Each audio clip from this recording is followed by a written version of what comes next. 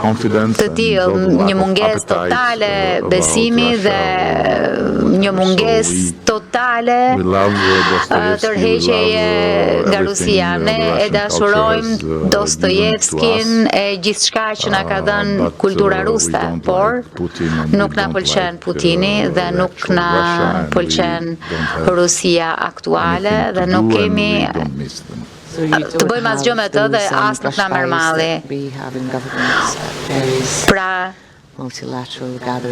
ju nuk keni pasur takime as në takime shumë palëshe qeveritare, jo jemi imun nga kjo, nuk i kemi pasur. Kur nuk kemi të nduar nga oligarkët rus, nga parat ruse, nga kuediun ruse, për ne letërsia ruse dhe muzika e shkëlqyer ruse është më shumë se mjaftueshëm.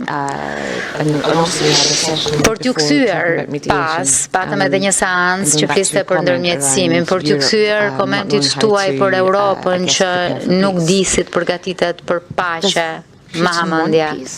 A do Putini paqe? Dhe nëse është kështu. Ka një histori, nuk e di sa e njihni, ka një histori të vërtet për himnin rus. Himni rus u kompozua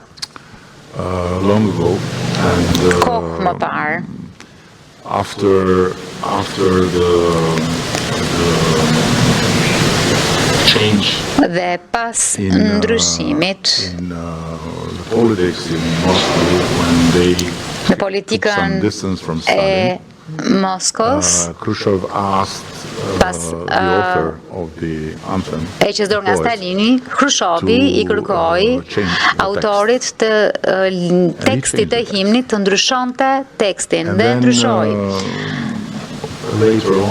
Më pas, kur Rusia u bë e pavarur nga Bashkimi Sovjetik, apo kur bënte të ish Bashkimi Sovjetik u bën pavarur nga Rusia, Jelcini mori në telefon autorin dhe i tha duhet ndryshojmë tekstin. Dhe autori shumë i moshuar nga kur shkroi variantin e parë të himnit, ndryshoi tekstin. Më pas, Putini kërkoi një variant të katërt të himnit, por muzika nuk ndryshoi kurrë. Kjo i përgjigjet pyetjes suaj që në Kremlin muzika